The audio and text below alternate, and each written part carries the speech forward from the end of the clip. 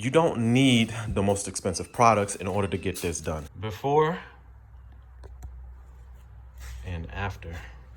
It lets me know you're moving a little too fast and you're not using enough pressure. So for your first time, what do you think? I ain't never doing this again. You can tell, it almost looks like you got a fresh paint job on this panel.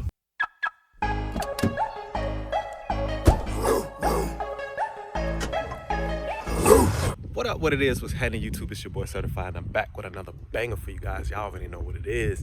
If you're not a subscriber to this channel yet, smash that subscribe button. You know why? Because it don't cost me nothing, don't cost you nothing. Just click that red button for me. So as I already seen in the thumbnail, if you want to learn how to polish your charger or your car, any car matter of fact, like a pro, and have it looking like it's straight out of the paint shop, paint dripping wet, I'm gonna show you guys how to do it today like a pro.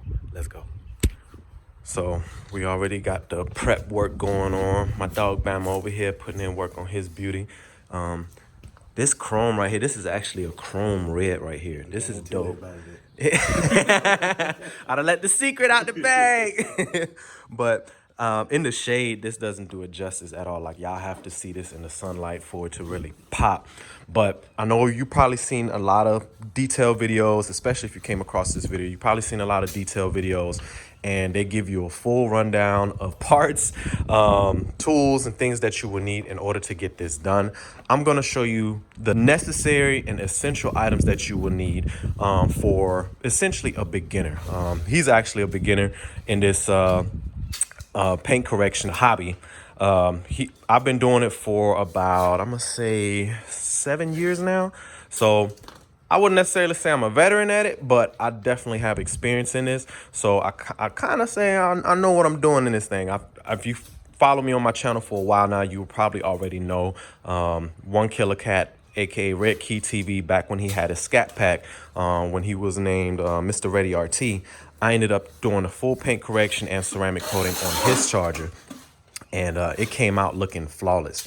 So the thing is, for beginners, and that's the thing that a lot of detail videos don't go over, is that you don't need the most expensive products in order to get this done. And paint correction, when you watch those videos where it tells you, oh, swirl removers and how to remove scratch marks and stuff like that, that's all paint correction is. You're removing the scratch marks, blemishes, anything from your paint that could potentially distort the gloss of the paint itself when in direct sunlight, and even in the shade as well. So the trick that a lot of people do, if they do this type of work, they'll take certain angles. And the thing is, when you take pictures of paint, like for instance, right now, I'm showing you guys his paint at an angle in the shade. You will not necessarily notice any scratches. You would think that, wow, his paint is wet. It looks good. It looks fresh. But it's not until you hit it with direct light that you will actually notice the blemishes. As you guys just seen in the pictures, you will notice the blemishes, the scratches, anything that's flawed in the paint. So in direct sunlight is when you will really notice if a car's paint is in great condition. So let's get this thing started. I just want to give you guys a quick overview of what we're doing today.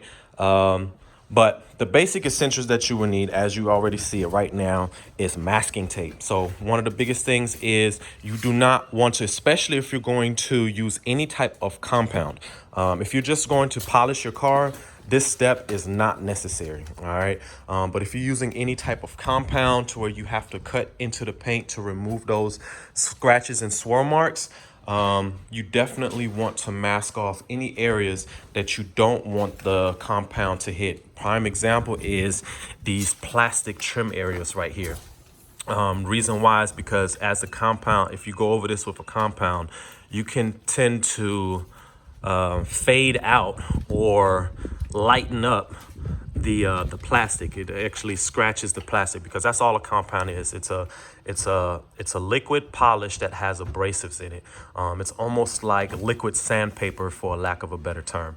But you definitely want to mask off the parts that you don't want the compound to hit, because you want to focus on the paint. As far as the type of polishes and compounds that you want to use, that is kind of your preference. There's many compounds and polishes on the market. Don't get me wrong. So as you become more experienced in doing this, especially if you're doing this on multiple vehicles, you will know that certain compounds and certain polishes actually get the job done a lot faster. So he actually brought out the stuff for me. So what we're going to be using today is the Meguiar's Ultimate Compound and the Meguiar's Ultimate Polish.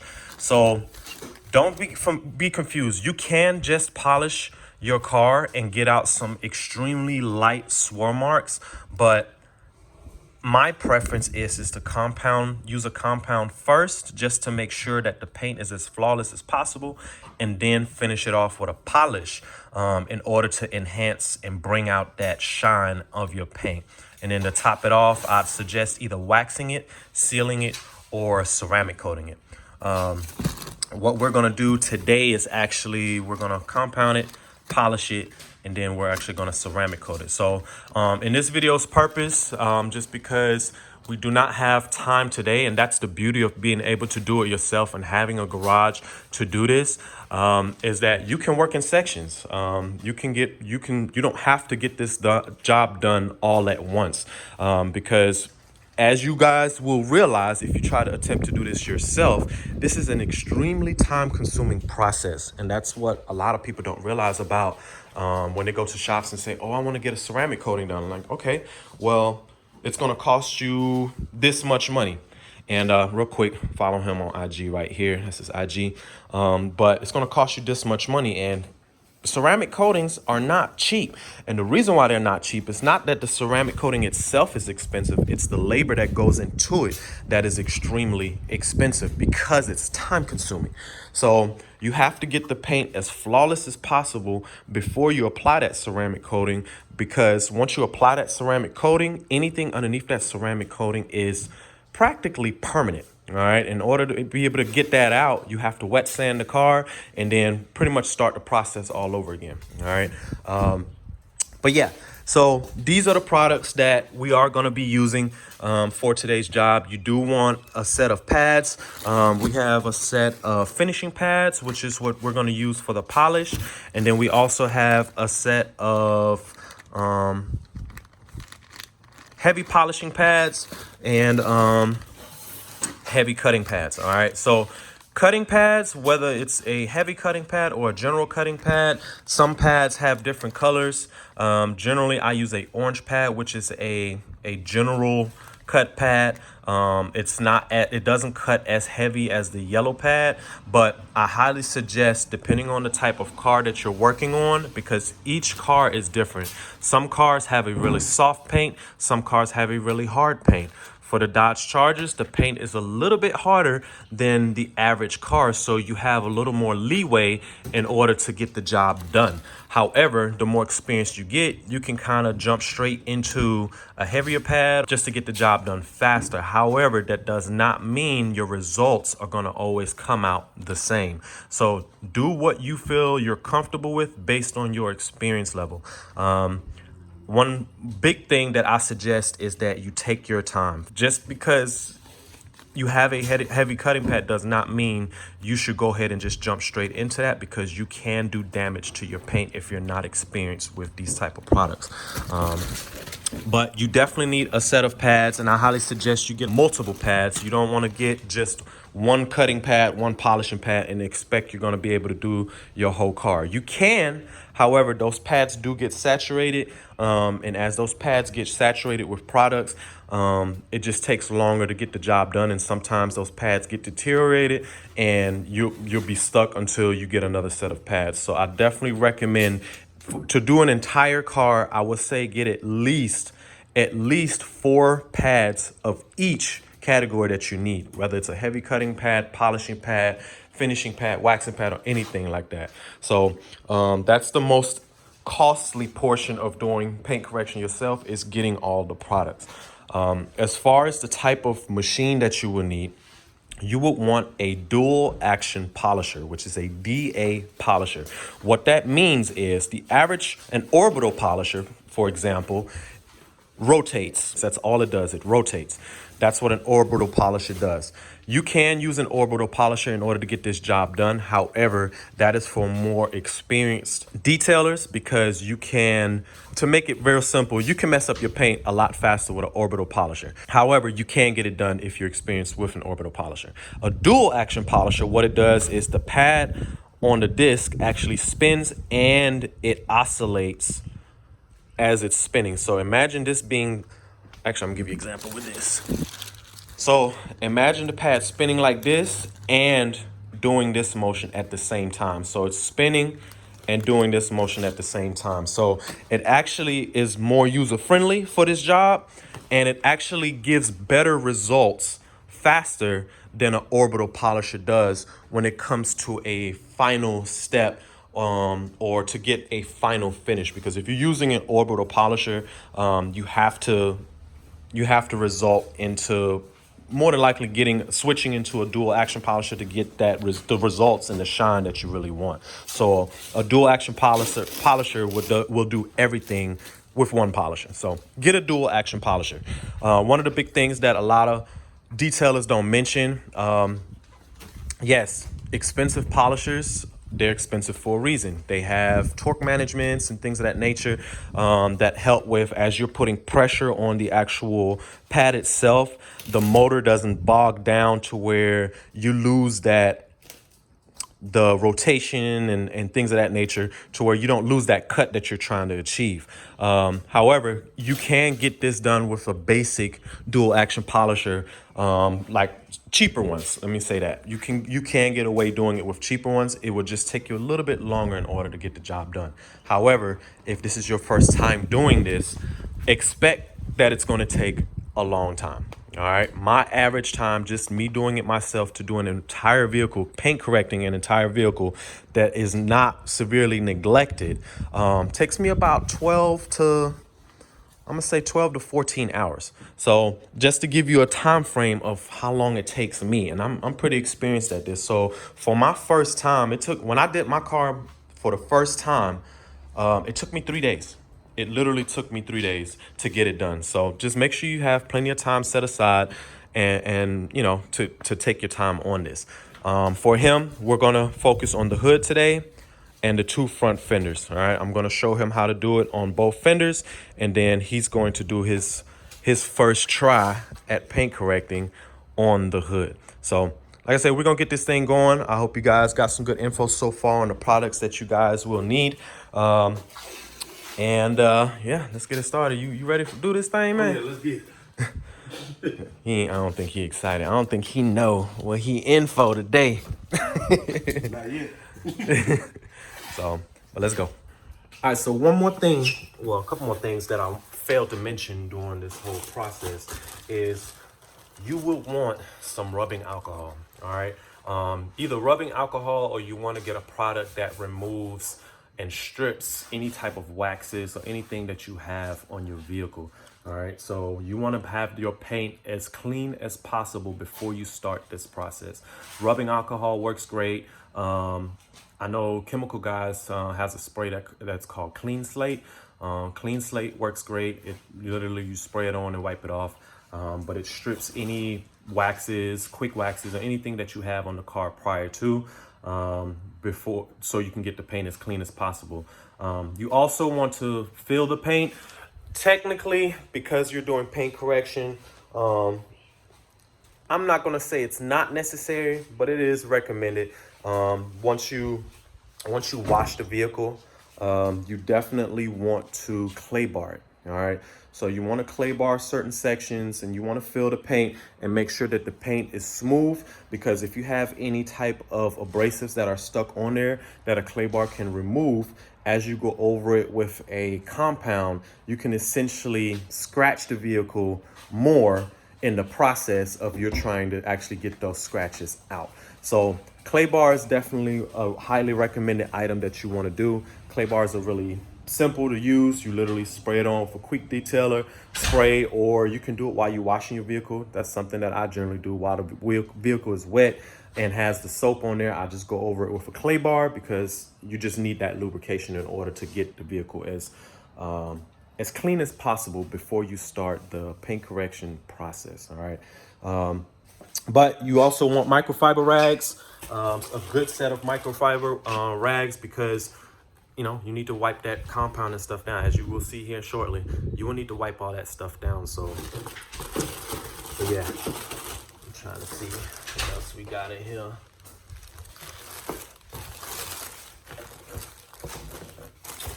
So yeah, let's get this thing going. How we're gonna start this thing is we section this thing off, because you do not want to work an entire big section at a time.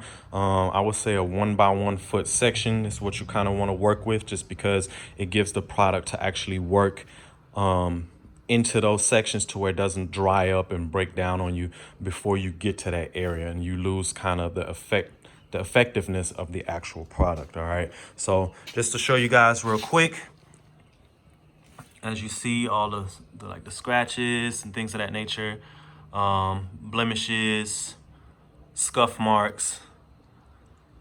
So we're gonna wipe this thing down with isopropyl alcohol. So this car was already washed in clay bar, so I just wanted to let you guys know that part was already done.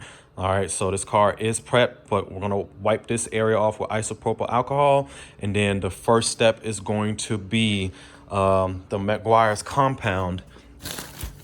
Going to be using this and a medium heavy cut pad, all right, an orange pad. So we're going to start off with that, and we're going to do a couple of passes with that, see how that works, to see if that gets the job done. If it's not getting the job done, then we're going to step it up to a heavy cutting pad, and then go from there. All right, but generally a medium heavy cut pad will get the job done. Once we do that first pass, I'll give you guys a quick look at how it's looking so far. And once we get the desired finish that we want, then we're going to finish it off with a polish. With the final polish, you can work in bigger sections, but the actual correction process to get the scratches out, you want to work in sections. And also it kind of helps out because it gives you, once you take the tape off, it gives you an area of where to, go to. So you know for a fact that you've gotten every single area of that panel. One of the worst things is you're thinking that you're done and you're going over it with a flashlight, because you definitely want to look at it with a light. Because like I said earlier, just looking at it from an angle without a light, it looks clean until you actually shine a light on it. So it gives you nothing's worse than thinking you're done and then you have certain spots that you miss. So tape kind of actually helps you identify that and knowing where you started. All right.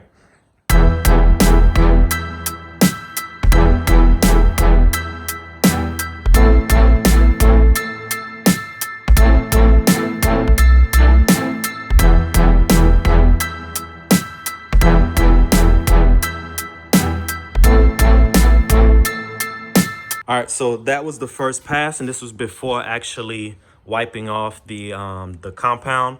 But one of the things I wanted to note is, as far as the pressure on the actual polish. Well, actually, before we get to the pressure, you want to prep the pad. All right, so you definitely want a quick detailer spray to spray on the pad. You do not want to work a dry pad on to the paint. All right, so do a quick spritz on that, and then put your product on there. I generally put a little bit of product on there. Wipe it in, and then put a couple of more dabs on there as well. You don't have to overdo your pads, because once those pads get saturated, it's just going to take that much longer for the pad to do its job. As far as pressure goes, the pressure, one of the big things that I like about pads is they have writing on the actual plate. As you're doing this, if you no longer see the writing oscillate, like if you, based on the vibration, if it doesn't look like these things are spinning, you're putting way too much pressure on that pad. All right, if you don't have any writing, I suggest getting like a Sharpie or something and putting marks on your actual pads, just so you know that you're not putting too much pressure, because you want those pads to constantly move. If the pad stays still, you're not doing anything except just vibrating your product around into the paint. All right, but once you do a couple of passes, I generally recommend 3 passes. You go back and forth, up and down, and then one more back and forth. And then you can kind of, like you just saw, you can kind of continue working it based on your product. All right, your product will tell you when it's time to let it go and wipe it off, all right? But once you get this type of pattern, all right, then you're able to wipe it off. So what we're gonna do right now is actually clean this surface off. Get a clean rag, and we're gonna inspect the paint, all right? I'm gonna definitely inspect it to see the current results to know if we're gonna need to do another pass. One quick thing to note, these little tabs on your microfiber rags, take them off because all that does is scratch your paint, all right? So.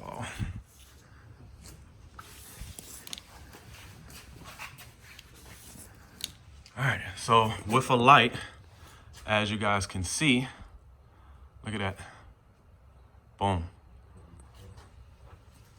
So it's already, oh wow, look at that. It's already a night and day difference. So like I said, an orange pad gets the job done.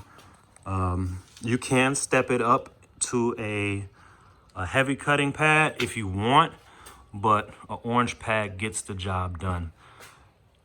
So some of you may look at this and say, well, there's a couple more scratches right there. So we're gonna do one more pass with the orange pad, and that should finish this process of getting the scratches and swirls out. However, you may look at this and say, oh, I'm done. No, you definitely need to go over it with a polish because there we go. As you can see, you have hologramming, all right? You want to be able to shine this light on there and have a clean surface to where there's really, it'll look like this from a distance. I'm trying to mimic what it'll look like to where it's just, it's mirror light. That's the best way I can describe it, mirror light. But we're going to do one more pass with the orange pad and then work to the next panel. All right, so we did the second pass, and just to show you guys, before and after.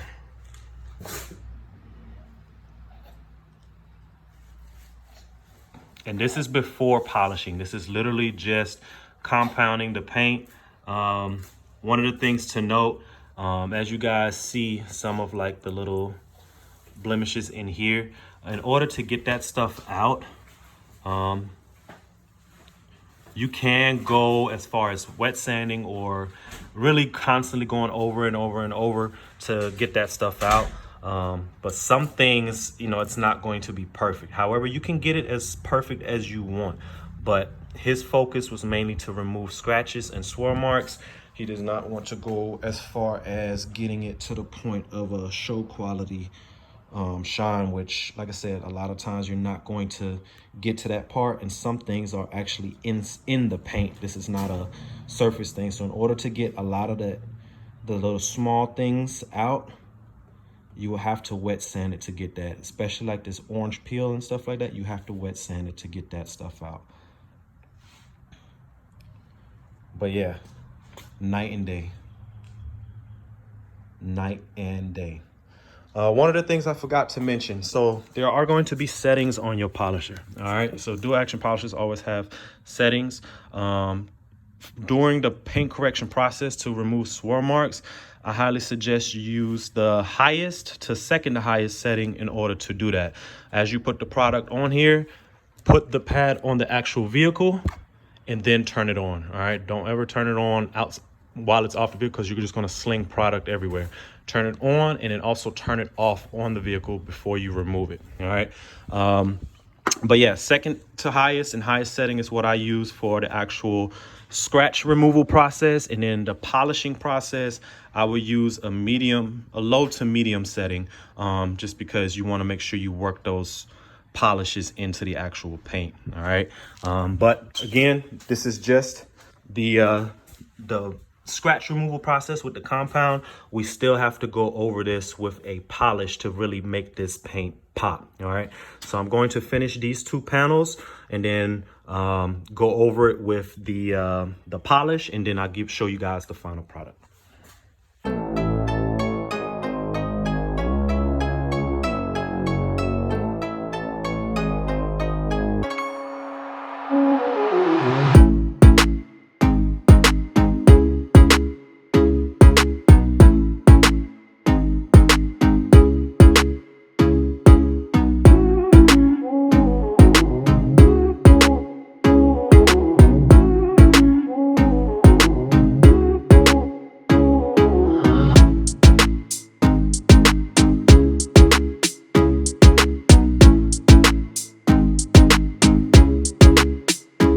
So we got this whole panel finished. Again, I still have to go over it with a final polish, but we literally got just about every swirl mark out of this thing. There's gonna be some scratches that are deep that you're just not gonna be able to get out unless you wet sand the car. But just to compare, boom, look at that. So we're gonna go over it with a polish. So in order to polish it, we're going to use a black finishing pad. All right, so I know it says wax sealants and things of that nature, but we're going to use this with the polish to polish the surface. And then after that, we're going to clean the surface with isopropyl alcohol again to pretty much get all of the abrasives, not abrasives, because you're going to get all that stuff out with the first pass after you do the compound and you wipe it off, so you're getting all that stuff out. But once you get the polish on there, you're polishing everything. You want to get that stuff like the remaining, if there's any type of residual left on the paint, you want to get that stuff off before you add the ceramic coating.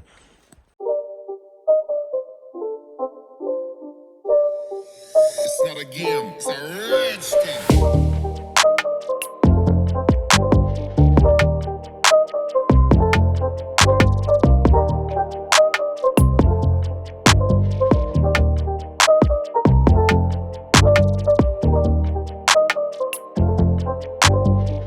All right, so that was the final step, going over it with the polish. And just to show you guys, here's a better light as well. Boom. Look at that.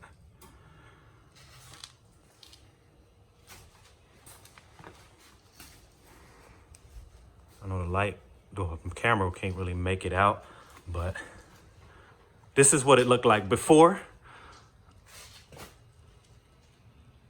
and after. Before, after. So you can do as many passes as you like when you're doing this type of stuff.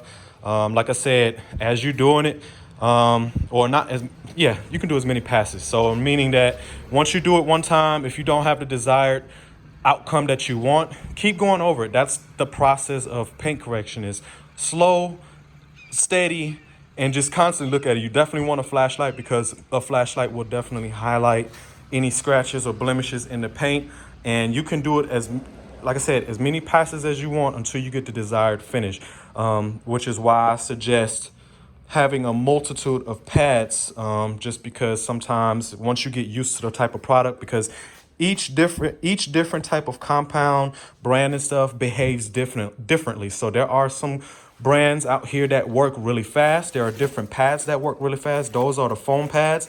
I personally generally use microfiber pads. Microfiber pads cut a lot faster than foam pads, and it's a lot easier to keep microfiber pads clean, whereas foam pads, you have to actually wash them once they get saturated. So it does end up, taking up more time. So, but like I said, that's more so once you get experienced in this type of game, that, you kind of know what products will work best for you. But as a beginner, I highly suggest foam pads, just because they're more user-friendly and they're not going to cut as fast as microfiber pads do. But the results are still pretty much the same. All right, with microfiber pads, I probably will be able to cut that a little bit more, but it still looks night and day. We're gonna actually, once he finishes up the other side, before he gets started on the hood, we're actually gonna pull it out into the sunlight, just so you guys can see, and he can actually see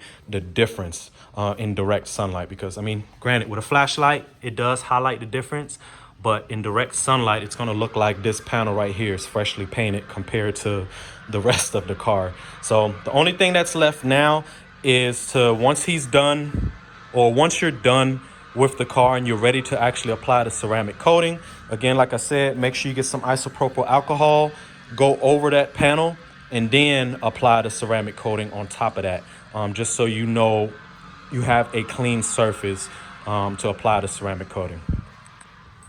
So he's over here trying it. So one thing I wanted to note real quick as far as product, that is just about how much product you need. You don't need any more than that. And once you get the pad conditioned, you can get away with just doing 4 dots because you don't want to oversaturate your pads too quickly, because the more product you use, the quicker those pads get saturated. So while he's doing that, I just wanted to show real quick in the beginning of the video how I showed you guys. Obviously, you know this panel is done. So what a lot of people do is, you see how this looks like glass? Even though we know this panel did not get done, it still looks like glass, but it does not highlight the actual scratches. So a lot of people will lie about like, oh man, look at what I did, look at how clean it is.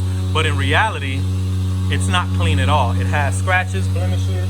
I don't even know where my light is right now, but we know this panel hasn't got touched yet. Like, you can go up close and see all of like the blemishes and things like that. So this panel hasn't even got touched yet. So, however, this panel is done. All right, look at that, glass.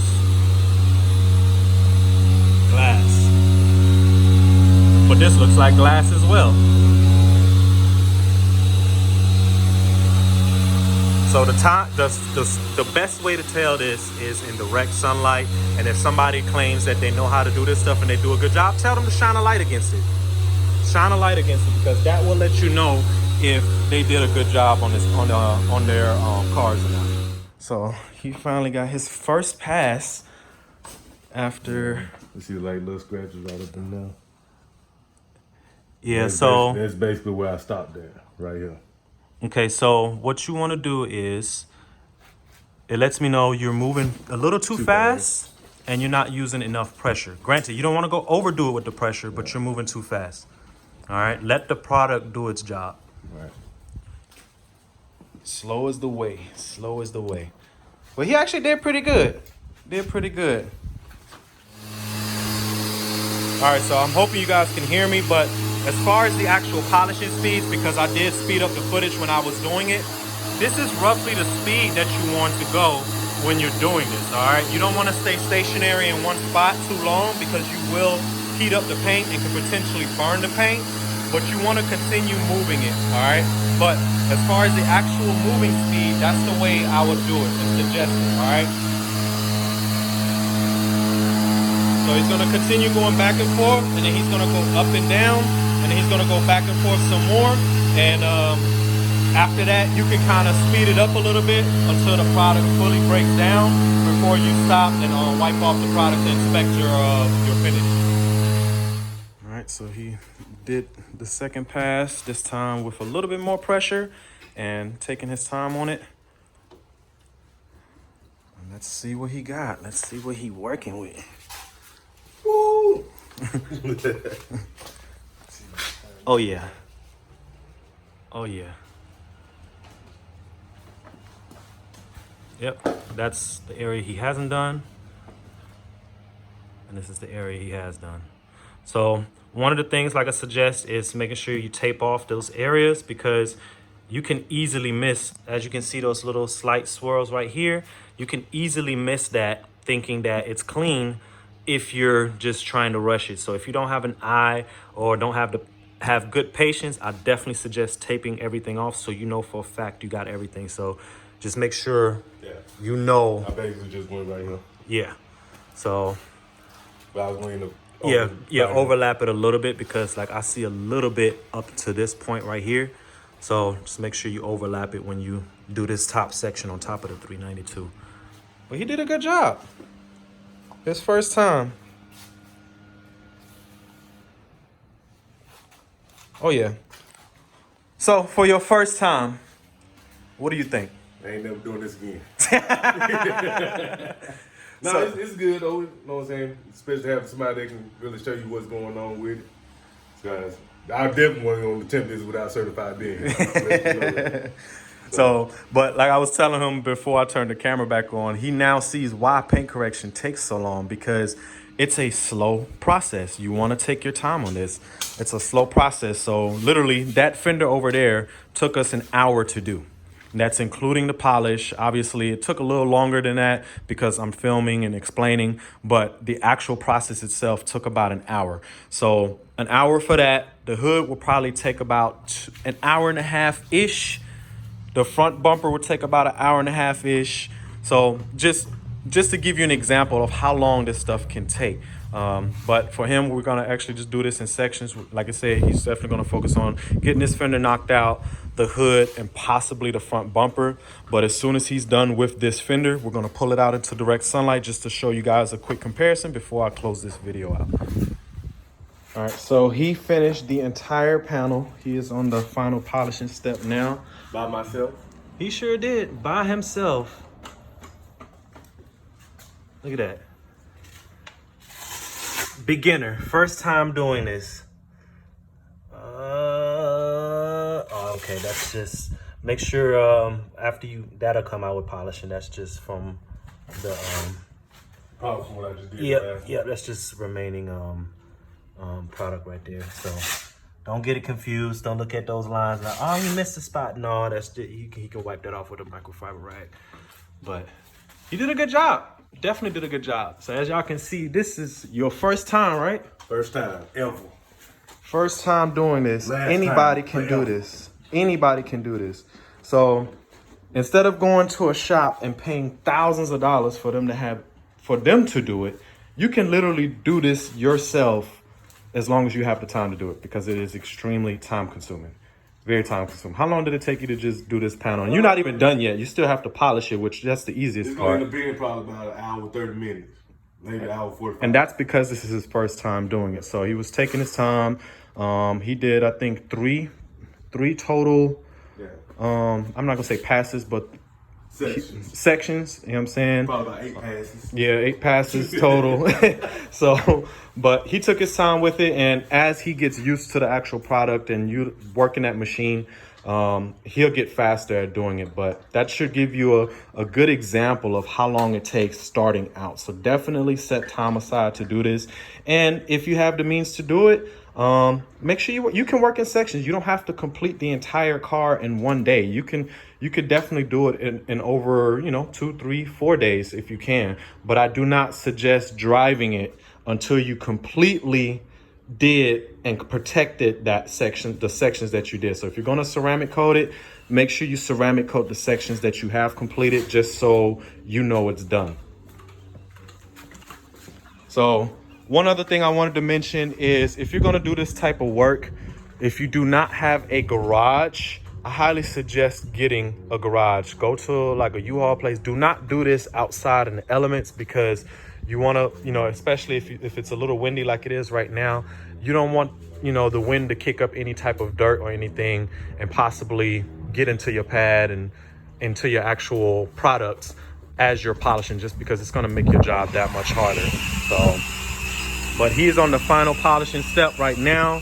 The final polishing step is the easiest part. You can do the entire panel since that panel is small. If you're doing a hood, I would suggest doing half the hood and then the other half once you're doing the final polish. All right, so he did the full panel and it is completely corrected and polished this time. I need you to clean this little smudge up right there, but there we go. This thing is looking flat right there too.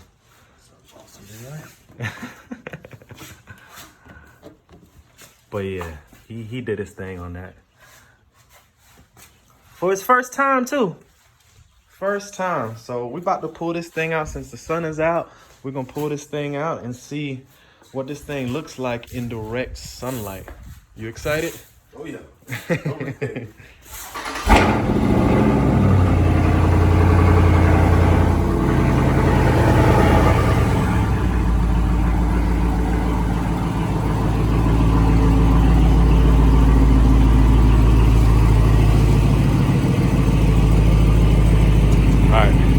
Indirect sunlight. There you can see like the scratches and stuff on the before, and then boom. Look at that. Get out the sun. There we go. The hood hasn't been touched yet. Look at this. Boom. The camera really can't make it out, but you can tell it almost looks like you got a fresh paint job on this panel in comparison to the rest of the car. But yeah, this thing gonna look wet, boy. Wet. I like that. Look at that shine. Look at that.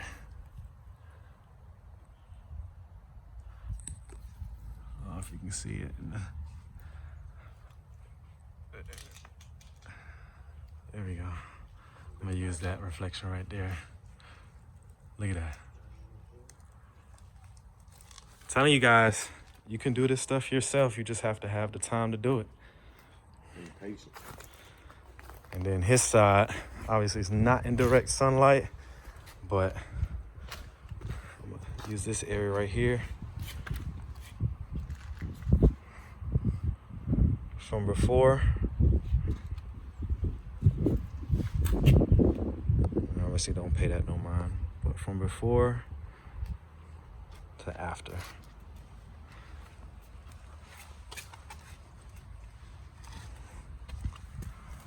That shine is something else. And the beauty of it is, when you're actually doing this yourself, you can actually feel the difference between the before and after. It feels so slick. And then once he adds the ceramic coating, this isn't even ceramic coated yet. This is literally just correcting it with a compound and polishing it. That's it. It's not even ceramic coated yet. So once he adds the ceramic coating, it's just gonna feel that much slicker.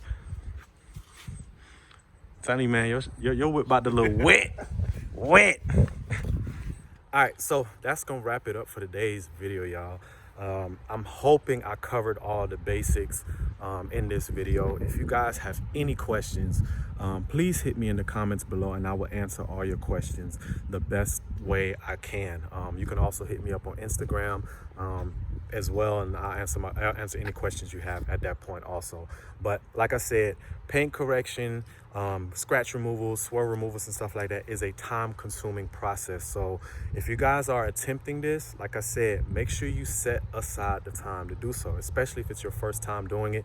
It's gonna take a while. It's a process. So, but like I said, I hope I covered all the bases. He over here taking pictures and stuff, you know what I'm saying? I'm gonna have to IG, you know what I'm saying, IG it up after he takes those photos. But yeah, like I said, I hope I covered all the bases. So if you have questions, just feel free to ask. I will answer anything that you guys ask. But like I said, like, comment, subscribe, follow me on Instagram and #salute and Srtfied drip on all your pictures and videos to show support to the channel.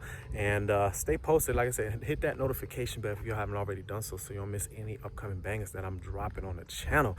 And until next time, YouTube, I hope y'all have a good day.